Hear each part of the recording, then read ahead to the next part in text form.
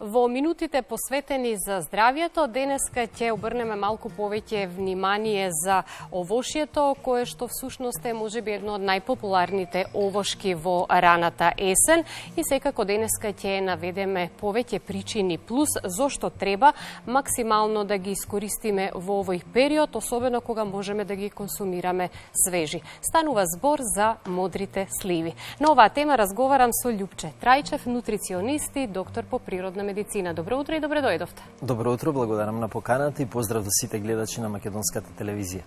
Мислам дека одбравме одлична тема денеска да разговараме. Ќе говориме за корисните својства на модрите сливи, кои што се сега актуелни како сезонско овошје, ги имаме во изобилство во нашава земја. Се јадат свежи, преработени, суви, во вид на сладко, на повеќе начини подготвени, оној познатиот мармалат од модри сливи, кои што особено сите сакаат да го вкусат.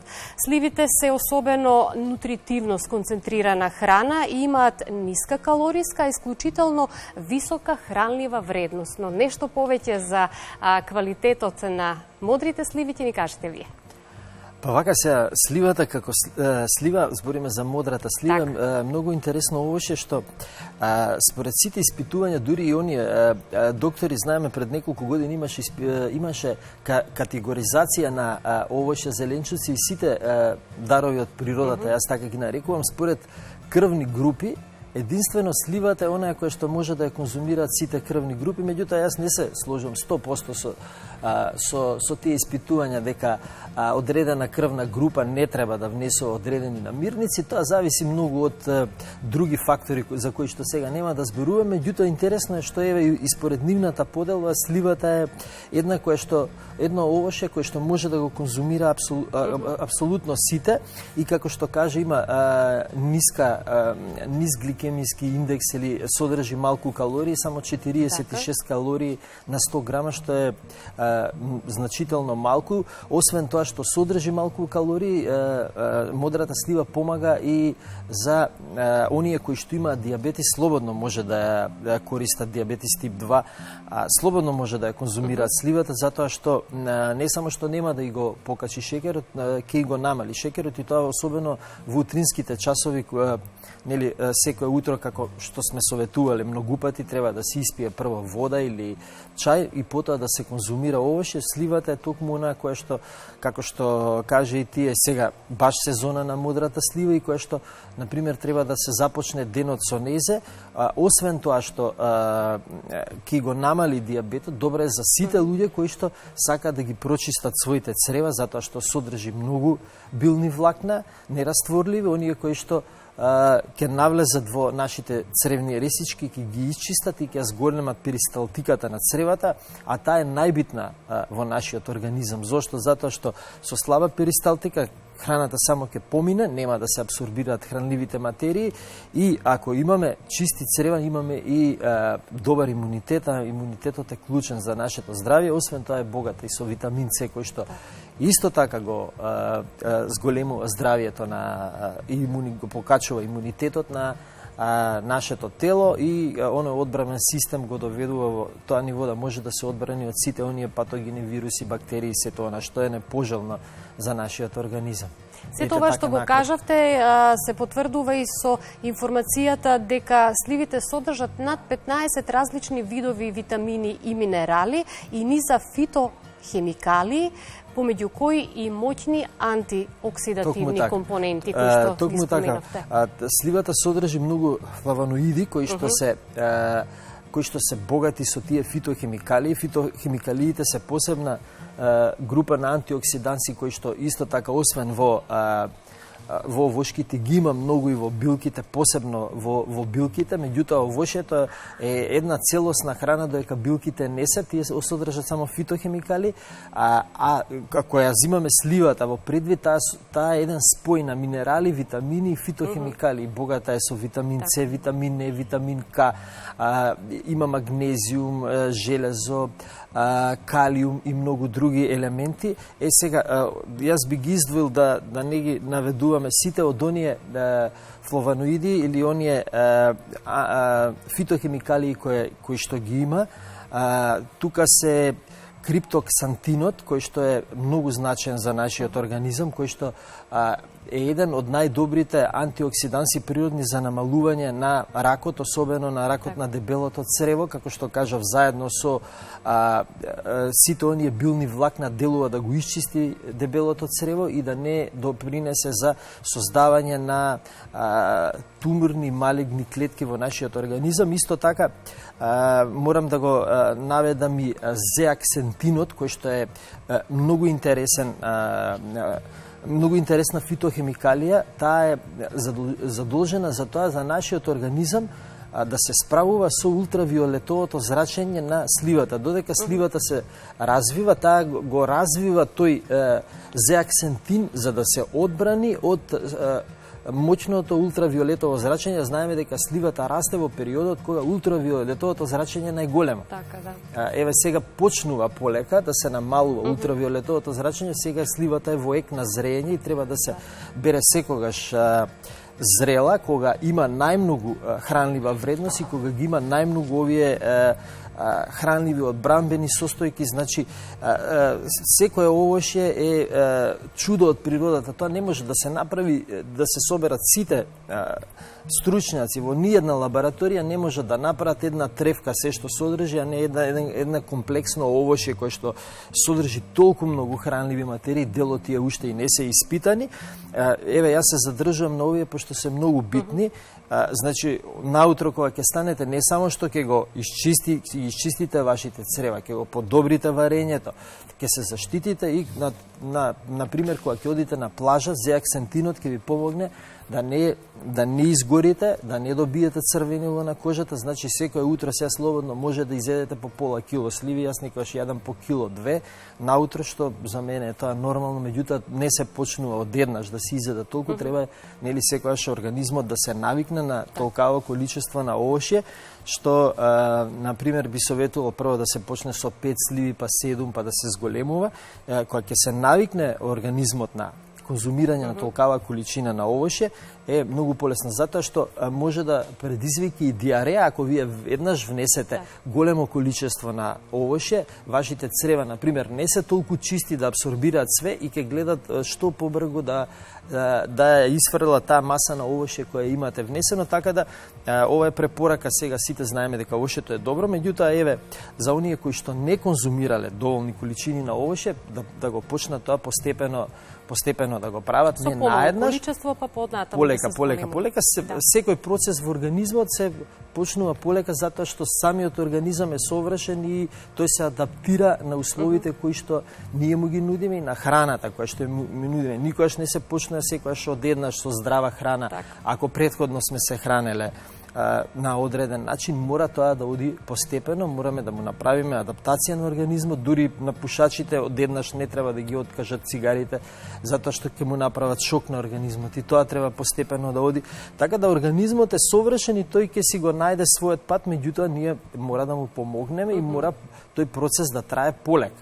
Значи не може одеднаш. Кога говориме за консумирање на овошје, најчесто се препорачува тоа да се консумира свежо. Меѓутоа, споменавме дека модрите сливи покрај свежи, знаеме да ги консумираме и суви, во текот на летото ги сушиме, па во зимниот период имаме можност, нели, да имаме достапности од нив. Еве сега во инсертите кои што додека разговараме, гледаме и подготовка на оној познатиот мармалат од модри сливи. Дали со преработката се губат нутритивните својства на модрите сливи? Па вака, во секој случај е добро да имаме и модрата слива и како зимница, да кажем, на некој начин. Сега, јас ги препорачам на сите гледачи кои што сакат да направат најздрав мармалат, е многу едноставно, само да ги исчистат семките од сливите, да ги стават во рерна некаде од прилика 1 час, да ги испечат на некој начин и да ги соберат во загреани тегли, без додаток. А дали се додава шеќер? Ништо не се додава, јас веќе така некаде повеќе од 20 години практикувам да го користам, истото го правам и со кајсиите. Значи сите оние овошки што содржат голема количина на шеќер, слободно може без никакви додатоци да се користат. Може оној кој што сака да речеме на некој начин да има некоја сигурност, може да стави малку и лимонска киселина, меѓутоа не е потребна, јас не го правам така тоа.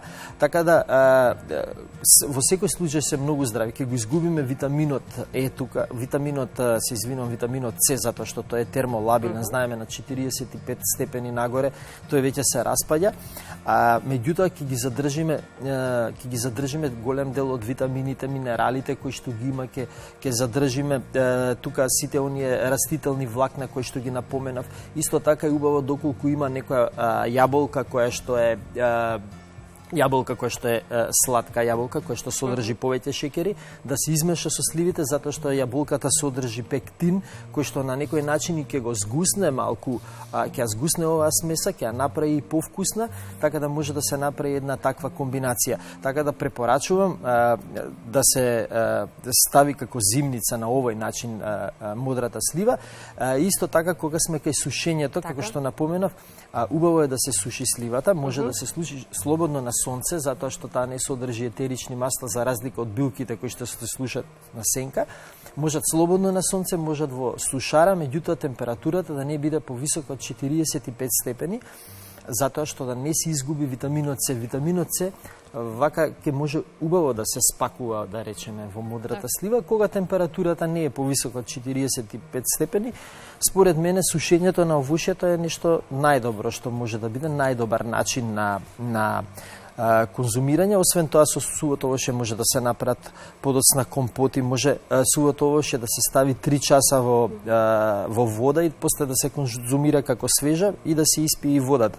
И тоа е добар начин, кај што исто така на некој начин сме многу блиску до свежото овошје, во случајот до свежата слива. Споменавте и компотот, да кажеме дека и тој во голем случај, во голема мерка се задржуваат корисните својства на сливите кога се подготвува компот од нив. Па да, тука се минералите, тука се влакната, тука е витаминот К, витаминот Е, кои што остануваат, да речеме, во сливата и при самото конзумирање се одлични за нас.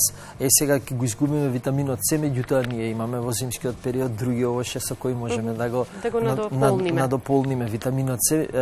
Во секој случај препорачувам сите дома да имаат во текот на целата година модрата слива, едно одлично овошје, еден убав дар од природата кој што треба да се конзумира од многу причини, едни од нив наведовме и сега.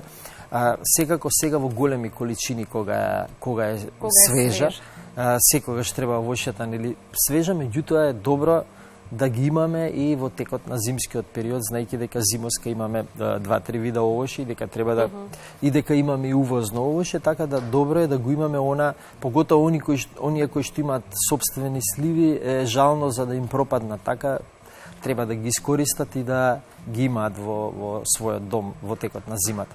Споменавме дека со консумирање на модрите сливи се подобрува дигестијата на организмот. Исто така, ова овошје е погодно при процесот на слабење, не смееме да заборавиме. Така, да, затоа што, како што реков, сите овошје кои што имаат многу растителни влакна ги отстрануваат маснотиите, отстрануваат се што е наталожено во организмот и на тој начин се слабе. Она што исто така е добро да се направи, може да се доколку ви останат модри сливи кои што се многу зрели, можете да направите еден јаболков оцет. Еден оцет од модри сливи, сакав да кажам, сличен на јаболковиот, кој што е исто така прекрасен за конзумација. Сега нашите соседи прават и ракија од модрите сливи. Знаеме, тука не навлегуваме, меѓутоа може да се искористи на многу начини модрата слива. Ете и оцетот од модра слива е многу добар за конзумирање, затоа што ќе ги задржиме сите тие елементи, сите тие фитохемикалии се одлично се задржуваат при самата ферментација на модрата слива, не се губи ништо, дури се мултиплицира витаминот С кој што се отклучува на некој начин и се мултиплицира во самиот оцет, исто како што е во расолот со зелката, обична зелка има, да речеме, одреден процент на витамин С кога ќе ферментира, тој се зголемува за неколку пати при самата ферментација, многу повеќе се искористува, така да случајов со модрата слива, оние кои што имаат повеќе, не знаат што да прават, значи доволно е за мармалад, доволно е, можат слободно да ги иситнат или да ги сомелат, да додадат одредено количество на вода во зависност од тоа колку сливи имаат, 1/3 од сливите, и да добијат еден прекрасен оцет кој што ќе ферментира и кој што ќе биде многу добар во текот на целиот зимски период, ќе ги штити од настинки вируси и ќе имаат една прекрасна салата која што ќе може да ја зачинат со сливата. Значи сливата има баш она широка употреба и може... Да, ќе се навратам на сушената модра слива, затоа што тие можат многу добро да делуваат на намалување на холестеролот во крвта, а исто така ќе нагласиме и дека сливите, модрите сливи се добри за подобро здравје на мозокот. Токму така, тоа се должи на минералите кои што ги содржат и слабењето, холестеролот, сето тоа оди заедно со, ќе напоменам уште еднаш, со растителните влакна кои што ги содржи сливата.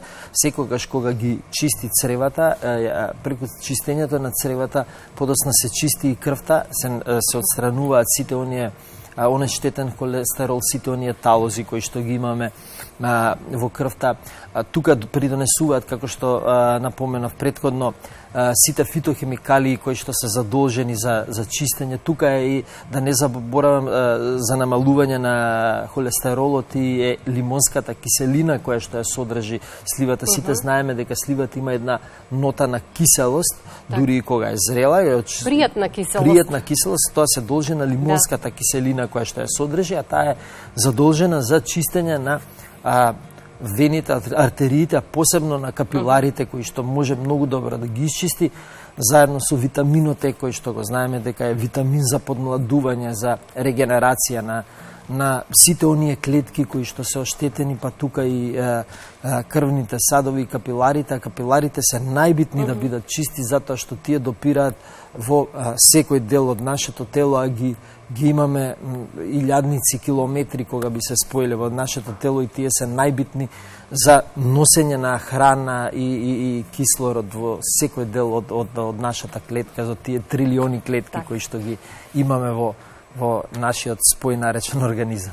Споменавме за многу корисни својства кои што ги имаат модрите сливи и придобивките од нивното консумирање. И некаде конкретно разговорот ќе споменеме, како и за сите други работи, за несаканите дејства од консумирање на модрите сливи. Можеби не станува збор за нешто многу лошо, меѓутоа и вие го споменавте претходно, доколку изедеме преголема количина на модри сливи или го направиме тоа пред организмот да го прилагодиме за консумирање на ова овошје, тогаш ќе имаме негативни дејства. Да. Во суштина модра слива не може да изедеме многу, затоа што ќе почувствуваме прејадено за разлика од некои други овошја, затоа што таа содржи влакна и ќе добиеме сигнал од нашиот организам дека сме презаситени. Меѓутоа не треба да се претерува со сувата слива, затоа што сувата слива е сепак сува слива. Знаеме дека незината грамажа е намалена за неколку пати кога се суши, треба да се внимава на сувата слива да не се внесе многу, токму ради тие ради сепак таа содржи шеќери, да не треба нивото на шеќер да не биде толку големо, немаме потреба. Единствено спортистите и оние кои што во текот на денот трошат, да речеме, повеќе од 1500 калории, може да внесат повеќе. Например, за нас е доволно да внесеме дневно од 5 до 6, да речеме, суви сливи, не повеќе, доволно е тоа. Се што е премногу внесено, само му додаваме, организмот му правиме да тој вишокот треба некаде да го складира или да го отстрани, а тоа е трошење на вишок енергија, немаме потреба од такво нешто. Значи 4 до 6 сливи, зависи од тежината и зависи од возраста, се доволни за да се изедат. Суви сливи зборувам, и зборувам за оние кои што се домашно приготвени, домашно исушени, затоа што во сите купени сливи, не во сите, во најголемиот дел, во индустриските, се додаваат дополнителни шеќери, се додаваат сулфати и останати работи, и домашната сушена слива е 4 пати по таа ја што ја сушаме 4 пати по лесна од онаа која што можеме да најдеме во маркетите, затоа што таа во маркетите не е доволно исушена за да можат да да имаат поголемо количество на тежина, тие ја прават на друг начин и кога ќе вие во суштина сега и немаме реално сува слива на пазарот, кога ќе земе сливата, таа е тешка, не треба да биде така, например треба да изгуби барем 5 пати од онаа нормална тежина што има и затоа треба да се внимава, посебно на овие индустриските, затоа што има додадено шеќер, а тој шеќер ние ќе го внесеме преку конзумирање на такви сливи. Индустриските сливи јас не ги препорачувам, меѓутоа еве коној кој што сака да ги конзумира не повеќе од 3 дневно. Љупче, јас мислам дека доволно кажавме на оваа тема. Корисните својства при консумирање на модрите сливи сите многу добро ги знаат. Нека продолжат и да се одгледуваат, и да се консумираат, да се јадат свежи, преработени како зимница и сигурно нема да сгрешат.